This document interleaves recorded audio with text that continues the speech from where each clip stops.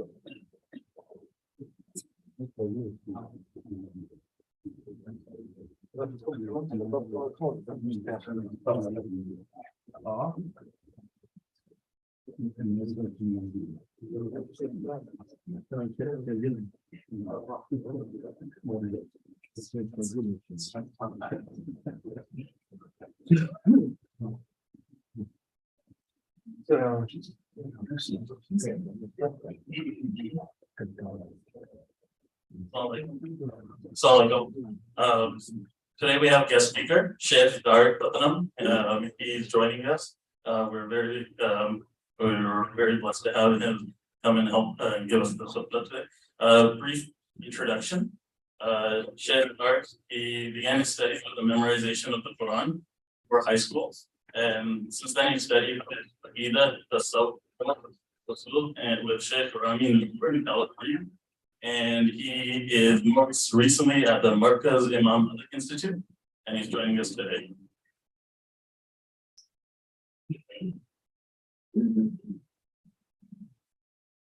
Allahu Akbar, Allahu Akbar, Allahu Akbar, Allahu Akbar.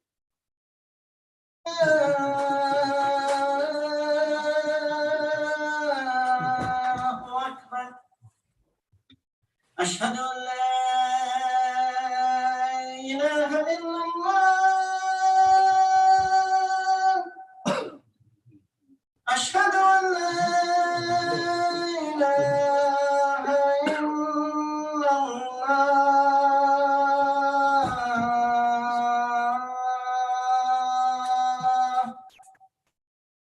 أشهد أن محمدا رسول الله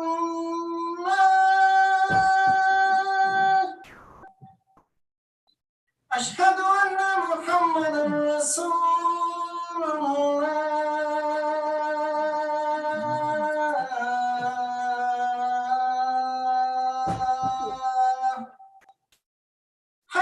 الصلاة حي على الصلاة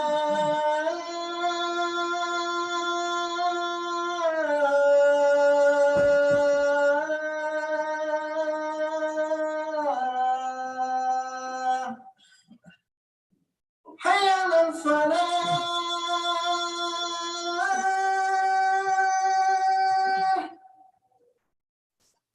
حي على الفلاح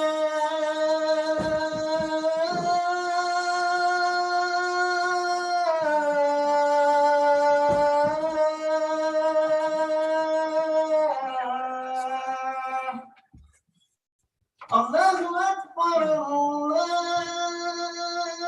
الله أكبر لا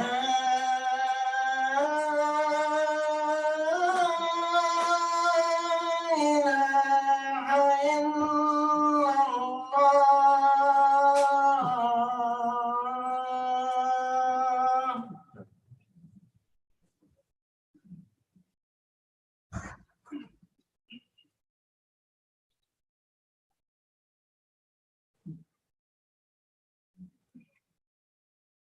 الحمد لله نحمده ونستعينه ونستغفره ونستهديه ونعوذ بالله من شرور أنفسنا ومن سيئات أعمالنا من يهده الله فلا مضل له ومن يضلله فلا هادي له ونشهد أن لا إله إلا الله وحده لا شريك له ونشهد أن نبينا محمدا عبده ورسوله يا أيها الناس اتقوا ربكم الذي خلقكم من نفس واحدة وخلق منها زوجها وبث منهما رجالا كثيرا ونساء واتقوا الله الذي تساءلون به والأرحام إن الله كان عليكم رقيبا يا أيها الذين آمنوا اتقوا الله وقولوا قولا سديدا يصلح لكم أعمالكم ويغفر لكم ذنوبكم ومن يطع الله ورسوله فقد فاز فوزا عظيما أما بعد فإن خير الحديث كتاب الله وخير الهدي هدي محمد صلى الله عليه وسلم وشر الأمور محدثاتها وكل محدثة بدعة وكل بدعة ضلالة وكل ضلالة في النار. First of all, I thank you all for welcoming me here. Today in this khutbah, what I wanted to share with you is a little bit about a new religion, a new false religion that has grown in strength and numbers in the past century, and especially in the past few decades. And this religion is a religion that affirms all the outward characteristics of religion. It in fact supports them and makes space for them. For example, you want to wear hijab? No problem. Please wear hijab. It's your choice. And we'll even have a day to honor that, and we'll celebrate it with you. We'll wear the hijab with you. If you want to fast while at work, please do, and we'll support that. We'll prepare iftar boxes. In my old work, we used to prepare iftar boxes for us. You want to eat halal food? Please do. We'll make it halal. In fact, you don't even have to leave your workplace or your school. We'll make halal food there. So it's a religion that, yes, it affirms all your outward characteristics of Islam. But when it comes to the inward, it attacks the inward characteristics. It attacks our beliefs and slowly chips away at the very foundations of what it means to be Muslim. It says, for example, that you must believe that two men getting married is morally okay. Not legally okay, but morally okay. And in fact, it's a moral obligation to believe this. And otherwise, no matter what your religion says, you're a hateful and bigoted person. It's a religion that casts doubts in any claims that we have as Muslims about the unseen. And the very foundation of our religion is the unseen, is the ghaib. But it casts doubts in that. It says that everything must be based on scientific evidence. If it doesn't have scientific evidence, then what you're believing in is just faith. It's just something without reason. This religion, this new false religion, it says that the Prophet ﷺ, it either says it directly or it implies it, that the Prophet was backwards and patriarchal. That we believe that while we believe that the Prophet ﷺ was the kindest of creation, the most merciful, وَمَا أَرْسَلْنَاكَ إِلَّا رَحْمَةً لِلْعَالَمِينَ, that Allah guarantees in the Quran that the Prophet was sent as nothing but a mercy. This religion believes that he was oppressing women.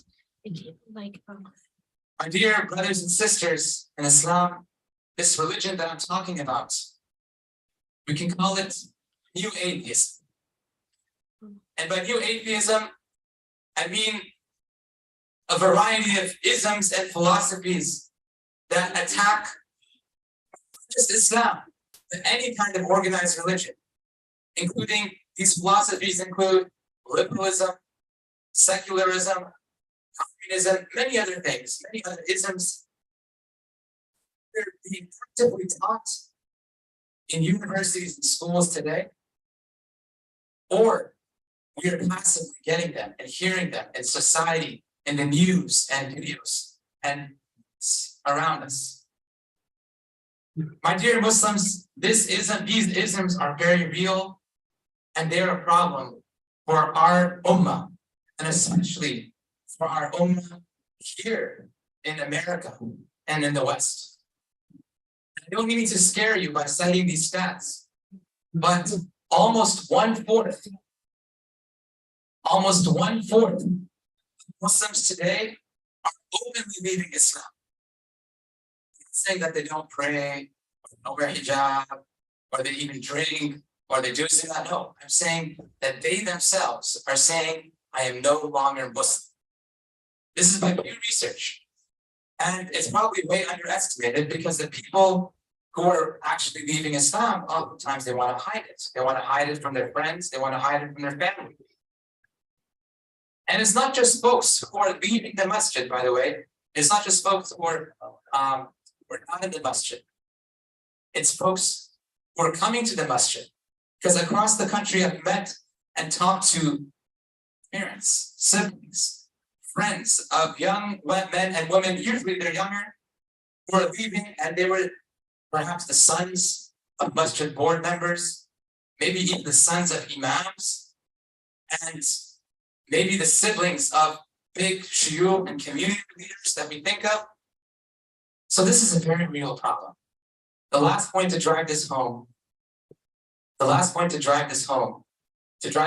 point that for every Muslim, it's said that for every Muslim that's entering into Islam, there's one Muslim leaving Islam. For every Muslim entering into Islam, there's another one leaving. So all the efforts we're doing in da'wah, they're good, they're excellent. We should also be an equal amount of focus on the people who are already here, retaining them and protecting them. By this, I don't mean to scare you into thinking that Islam itself is under some threat. Islam is not under any threats itself, because Allah promises in the Quran, هو الذي أرسل رسوله بالهدى ودين الحق ليظهره على الدين كله ولو كره المشركون. That Allah has promised that His religion, أرسل رسوله, that He sent His Rasul with guidance and this religion to overcome all other religions. No matter what people want to do, no matter what countries or governments or education systems or thought leaders want to do, Allah's plan will happen. ولا شك أن الله سيحفظ هذا الدين. رغم الملحدون رغم الملحدين كلهم ولكن الشك سنحفظ ديننا ودين أهالينا ودين أصدقائنا. So there's no doubt, my dear Muslims, that Allah will preserve His religion. There's no doubt in that. But the doubt is whether we will preserve our own faith, whether we will preserve the faith of our family and our friends and our community. So in this khutbah, what I want to demonstrate is, I want to demonstrate that while this is a real problem, don't despair. Have hope. Because this religion, Allah has promised this religion. You don't have to look anywhere else. You don't have to look in university research reports and anything like that, or even the Pew Research reports. This religion itself has all the answers. Allah has promised that. It has all the answers. And the Prophet has promised it has all the answers. So this tradition is vast. And it has the answers. But the job for us is to go out and seek, each and every one of us, to go out and seek those answers ourselves. Seek those answers to protect our family, the faith of our family and our friends and our community. Each and every one of us. Because my khutbah here today, it's very short. 10 minutes, I'm going to be done. And that's it. I'm not going to protect you. Even your imam here, mashallah, imam here is wonderful. But he doesn't have the time to have a personal connection with each and every one of you and each and every one of your friends and family.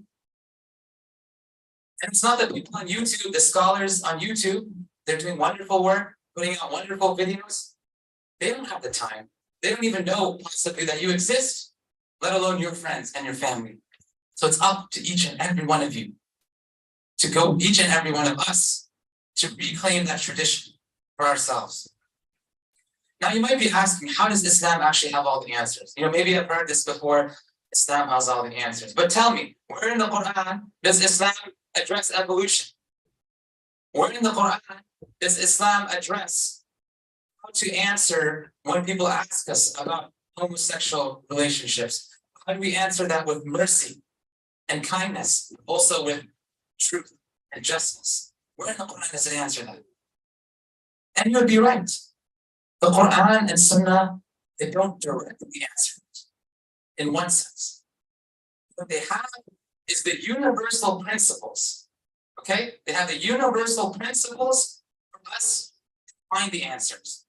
And what the scholars in our tradition did for more than 1,000 years is they took those principles and they applied them. And so we learn not just from the principles, also from how the scholars applied them. Just like a medical student. A medical student, would anyone here want to be treated by someone who just graduated from medical school and they didn't do any residency? In fact, let's say not even a 4th year medical student. They didn't even start their rounds, not even a 3rd year, okay? And they're just reading the textbooks. Does anyone want to be treated by that? No, because they have the principles, yes, they know the anatomy, they know what the heart is, and they know the valves and all that. They haven't seen the application. It's only when they go out into their rounds, they go out into their residency, you see what the doctors before them did and how they apply the universal principles to get the application. So it's the same thing for us. So in these remaining minutes, what I want to show you is how the scholars in our tradition, first, how the Quran does have the answer. It's a universal principle. And then how the scholars in our tradition applied it in a few ways to address some of the problems of atheism we see today. So we all know the story of Iblis. And it's mentioned, the story is mentioned multiple times. And there are 2 aspects actually to this story. The first aspect that you'll notice in the story of Iblis is that he never actually says, he doesn't say, I disbelieve in God. I don't believe that God exists. That would be foolish for him to say. So Iblis is not foolish. He's not stupid. He doesn't have a low IQ, okay? He's a smart person. He's a smart jinn. And he doesn't even just say, oh, I'm going to stop worship. No, he comes up with a logical argument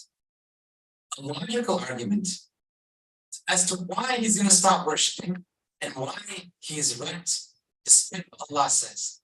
He said, قال أنا خير منه خلقتني من نار خلقته من طين. So he's not disbelieving without reason. He's not stopping worship without reason. He's stopping with a logical argument. He said, I am better than him. Because I was created out of a different matter. You see, humans were all created of this matter. I was created about something different, something that the humans can't even see. So I must be better. And so therefore, I'm not going to bow to him. And anyone who's better does not bow to someone who's less. So I'm not going to bow. The point being, my dear Muslims, is that today too, from this universal principle, today and in all of past history, we also have a logical problem. Today too, the atheists are attacking us with logical and intellectual arguments. They're publishing endless research reports, and they've been doing it for a century, and publications in all departments in the university, from the physics department to the philosophy department to even the Islamic studies department, is publishing research and intellectual arguments to make our faith seem stupid, to make your tradition, doesn't matter where you're from, to make your tradition seem stupid.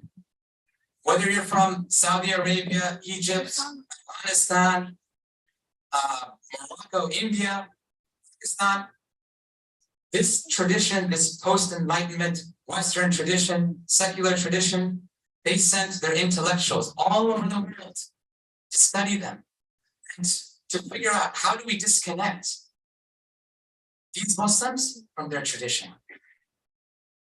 And why do they do that? To make you feel stupid, to make you think that you're believing in your religion without any evidence, without any reason. The better reason for why you shouldn't believe and for why you shouldn't worship Allah. Just like Shaitan, a logical argument, a logical reasoning for why he shouldn't and he shouldn't worship. Now, I would like to show just a couple of examples why this is completely wrong. Our tradition, Wallahi al-Azim, I studied philosophy in undergraduates. I read the greats of the Western tradition, Kant and Descartes, and Aristotle and Socrates. Wallahi al-Azim, our tradition, if you truly read it and you open it up and you read what the scholars wrote, it makes anything that the Western tradition wrote, that Enlightenment Western tradition wrote, it makes it seem silly. The same things that they're writing about in the 20th century, our scholars talked about the millennia, critiqued and debated each other and came up with the answer. I want to give just a couple examples. There's a problem today that is a very real problem, and it's even having an effect on the lives of our children in school.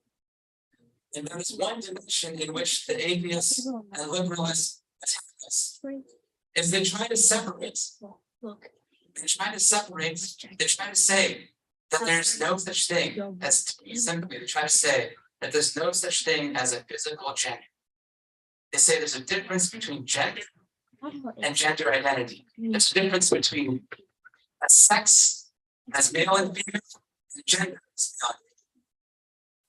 So now what's happening, and it's not just an intellectual difference, because it starts as an intellectual difference and then it attacks your children and your siblings and your friends. What's happening in schools and universities across the country, and especially here in California, is women are walking into men's restrooms and men are walking into women's restrooms. Really? If you don't know that, it's happening in schools. Maybe not, I'm not sure about Folsom. I'm not from Folsom. But it's happening in schools across California where there are now men and boys walking into the restrooms that our daughters, that our sisters, and our sisters in Islam are using. And it all starts with this intellectual difference. They say that, oh, you can't define what a man and woman is. Only a person, it's up to a man, or it's up to any person to define. Scholars answered this long ago. In fact, it's not even in a very advanced book. It's in a very, relatively beginner book. Imam al-Nasafi's creed. The first line, Imam al-Nasafi's creed is, he said that according to Ahl Sunnah wal Jama'ah, you have to define things by their outward reality. You have to define things by their outward reality. And when you look at the commentators, they'll talk about how you have to define a man and how you have to define a woman by their reality. Otherwise, there is no reality. You can't get a religion aside versus you can't do science. You can't define what a frog is. Because you can't say that this is a frog. No, you have to go ask the frog. What do you identify as? And you have to go ask every human and animal, what do you identify as? In order to define anything. So you can't do anything. And so Imam al-Nasafi addressed this long ago. And finally, one last story to share about the genius of our scholars and how they address the problems of today. To show you that they were geniuses that were greater than any academics alive today. They weren't just sitting in their office. They weren't just sitting in their office and making papers. They were genius even when they came out into the streets. So, and when they came out into and talked and interacted with people. One time, the Khalifa sent one of the geniuses of our tradition, Imam al-Baqillani, as an emissary to the Byzantine Emperor. And as the Byzantine Emperor was preparing for his arrival, he heard about Imam al-Baqillani. His great intellectual prowess.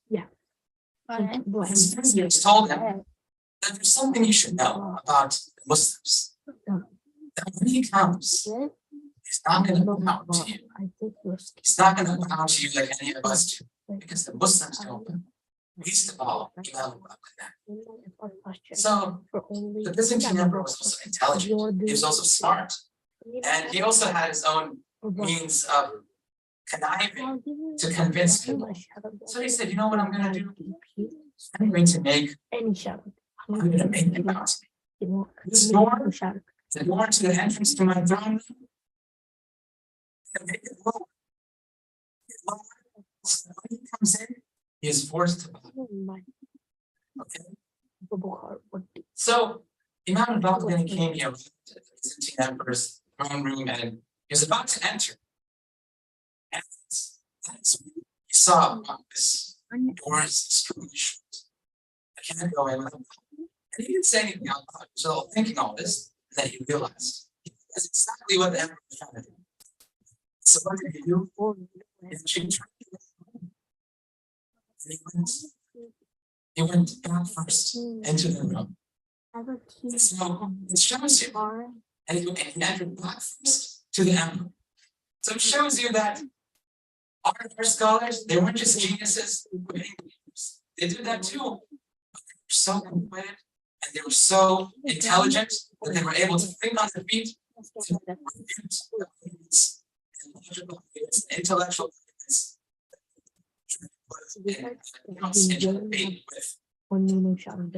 So the last thing I'll implore all of us here is don't sit there passively. We are being drawn out from our faith. Don't sit there passively while your own children's faith is being attacked daily in school. It's being, your own siblings' faith is being attacked. Your own brothers and sisters' faith are being attacked in schools and universities and even in the workplace. Don't sit there passive. It's up to each and every one of us. All of us have an intellect. All of us, Allah has given an intellect. If you went to Allah has promised that Allah has with an intellect. And so go and study books for yourself. Study them with teachers. Many of them are translated in English. studied it with people who have a chain of connection. It's the light of the Prophet sallallahu alayhi wa sallam. أقول قولي هذا وأستغفر الله لي ولكم ولسائر المسلمين فاستغفروه إنه هو الغفور الرحيم.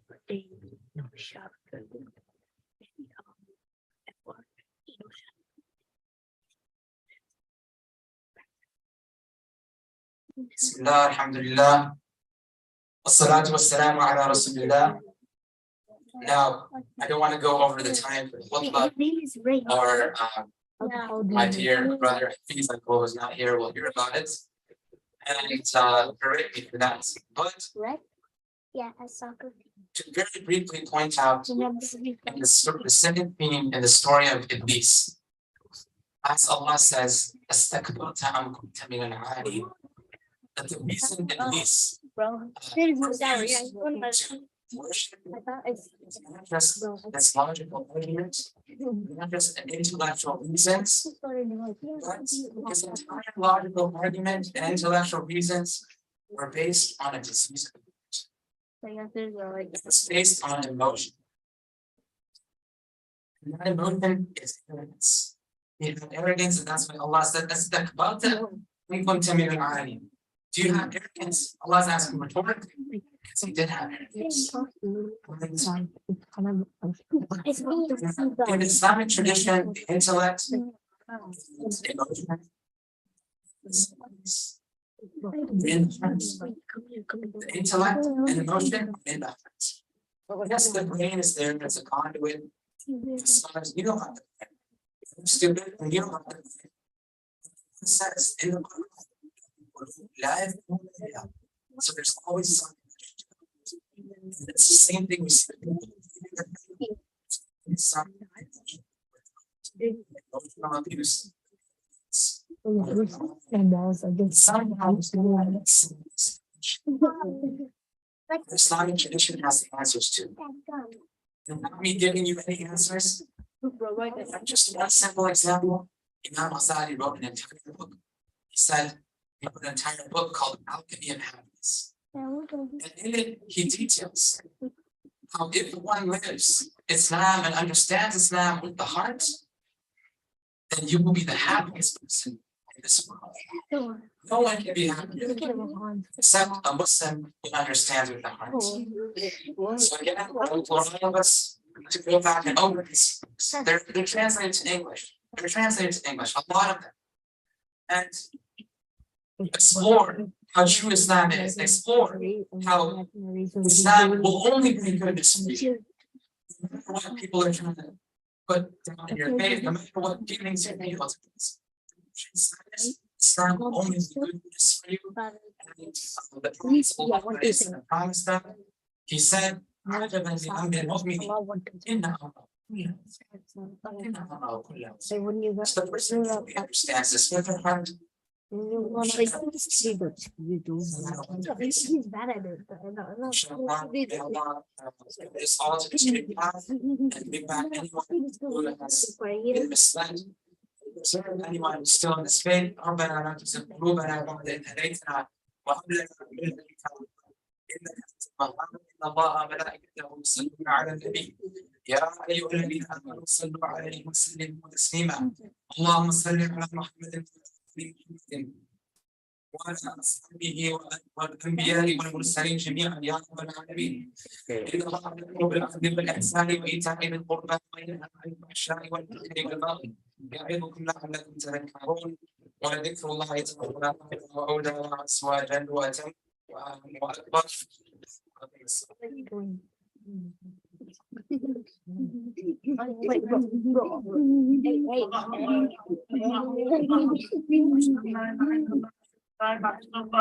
أشهد أن محمدا رسول الله. أشهد أن محمدا رسول الله. حي على الصلاة حي على الصلاة حي على الفلاح حي على الصلاة. قامت الصلاة قامت الصلاة. الله أكبر الله أكبر لا إله إلا الله. Bro, I just Is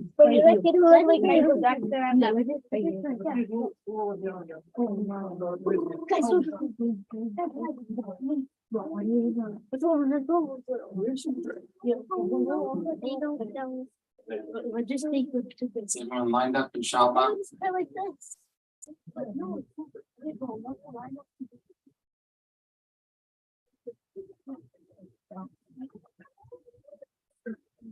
We'll give a few seconds for the folks to come in, inshallah.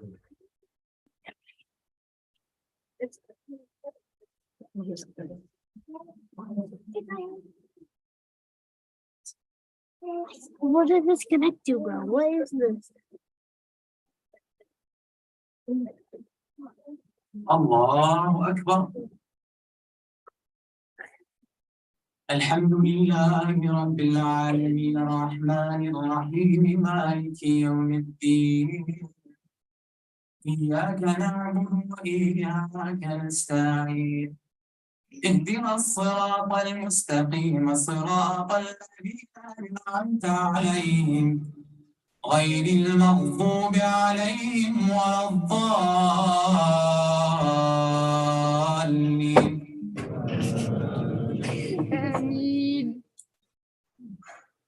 سبح اسم ربك الأعلى الذي خلق فسوى والذي قدر فهدى والذي أخرج المرعى فجعله غثاء أحوى سنقرئك فلا تنسى إلا ما شاء الله إنه يعلم الجهر وما يخفى ونيسرك لليسرى فذكر إن نفعت الذكرى سيذكر من يخشى ويتجنبها الأشقى الذي يصلى النار الكبرى ثم لا يموت فيها ولا يحيا قد أفلح من تزكى وذكر اسم ربه فصلى بل تؤثرون الحياة الدنيا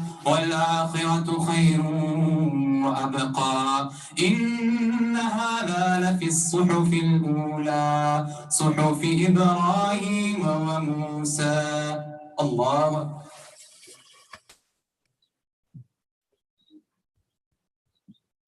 سمع الله لمن حمده. الله أكبر.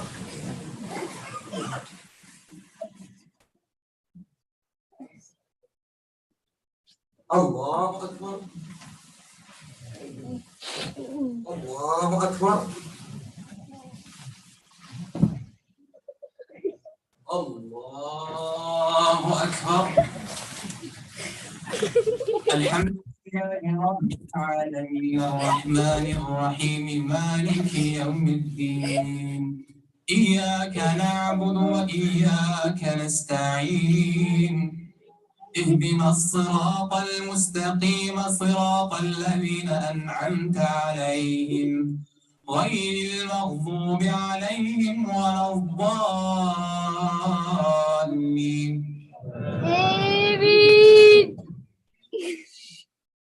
إذا جاء نصر الله والفتح ورأيت الناس يدخلون في دين الله أفواجا فسبح بحمد ربك واستغفره إنه كان توابا.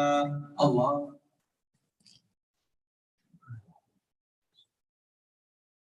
سمع الله لمن حمده.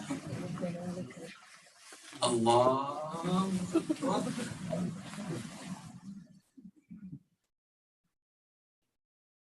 الله أكبر. الله أكبر.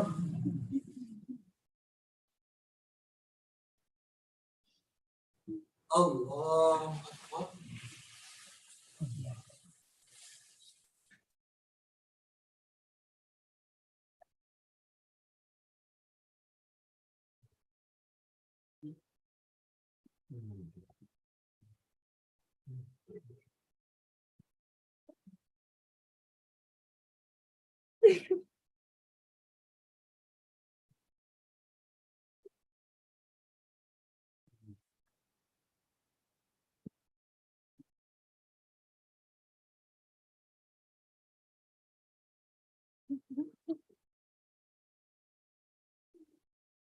Open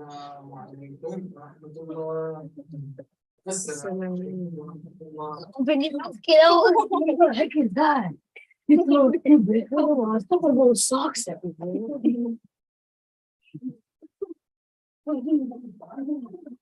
God. Oh,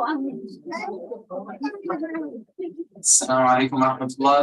Quick announcement related to the subject that we're talking about is we will be beginning classes next week. Downtown Paris. So where are you at now? The classes will be specifically on the aspects of our tradition. And we'll look at questions like what is the madhab, and who are the scholars of fiqh in our tradition, and how does it answer some of the questions that we talked about today. And inshallah, I'd love to see you all there. A flyer will be sent through the groups you have here.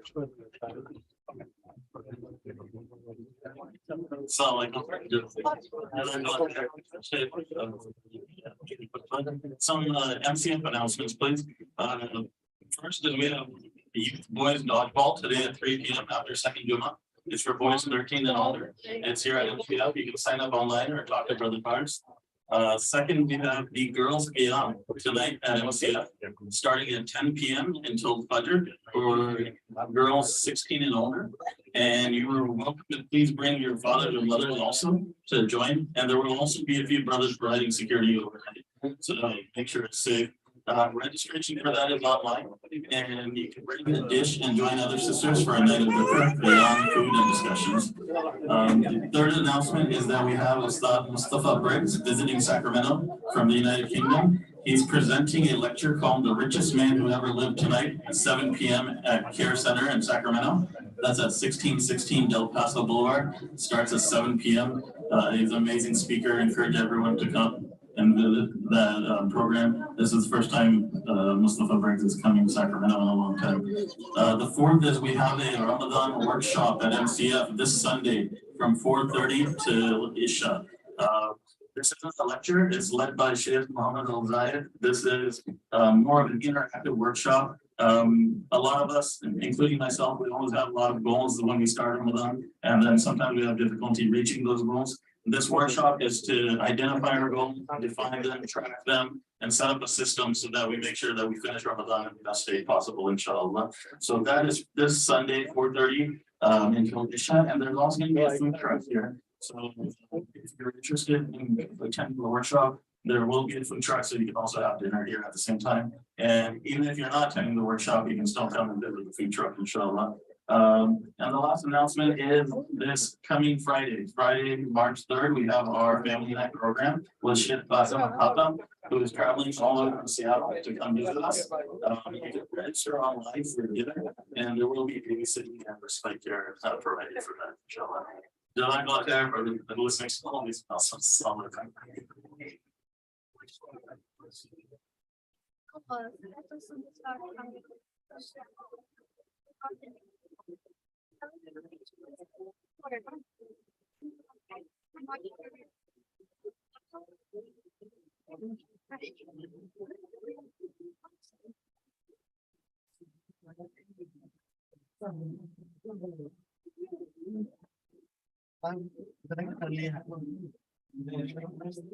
She's on it.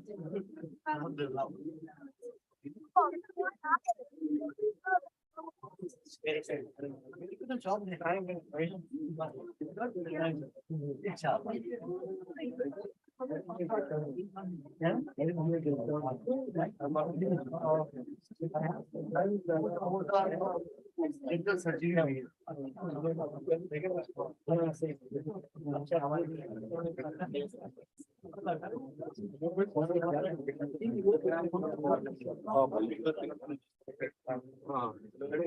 मैं आपको एक दो दिन में जितना भी data है मैं आपको टेक्स्ट कर दूंगा हाँ ठीक